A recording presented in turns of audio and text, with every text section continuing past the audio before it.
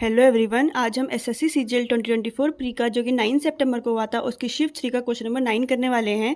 Question number 9 हमें कहता है कि if x y and z are positive numbers, हमारे पास 3 नंबर्स हैं एक्स वाई एंड जेड जो कि पॉजिटिव नंबर्स हैं, उनका सम यानी कि x plus y plus z equals to 1 दिया हुआ है। तो हमसे क्या पूछा गया, then the least value of 1/x plus 1/y plus 1/z, यानी कि हमको इसकी लीस्ट वैल्यू पूछी गई है। अब देखिए, इस पूरे नंबर की हमको लीस्ट वैल्यू पूछी गई है, ठीक है।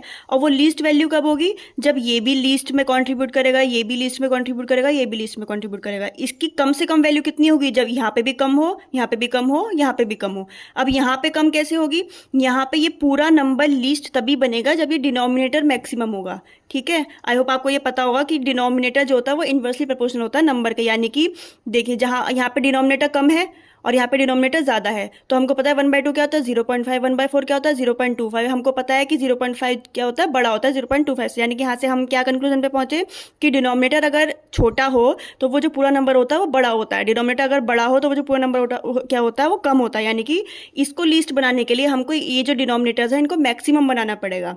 अब देखिए, जब भी अपने पास 3 नंबर्स गिवन हो, जब भी अपने पास ये 3 नंबर्स गिवन हो, उनका सम गिवन हो, ये रहा सम गिवन है, और हमको क्या चाहिए, हमको मैक्सिमम नीडेड। अभी तो फिलहाल अभी ये लीस्ट वगैरह भूल जाइए, अभी तो हमको फिलहाल मैक्सिमम वैल्यू चाहिए ना।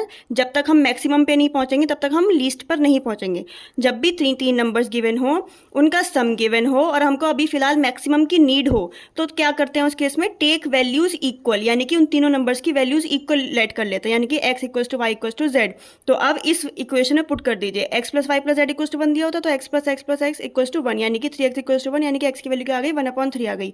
उसी तरह से y की वैल्यू भी 1/3 आ गई, z की वैल्यू भी 1/3 आ गई। अब यहाँ पे पुट कर दीजिए 1/x की वैल्यू क्या है 1/x, 1/x y की वैल्यू क्या है 1/3, सॉरी x की वैल्यू क्या है 1/3, y की वैल्यू क्या है 1/3, तो 1/z की वैल्यू क्या है 1/3, तो 3 ऊपर चला जाएगा, यानी कि 3 + 3 + 3 = 9 इसका आंसर आ जाएगा। तो ये था हमारा क्वेश्चन नंबर 9। आई होप आपको पसंद आया होगा, पसंद आया तो please like share and subscribe करिएगा। Thank you.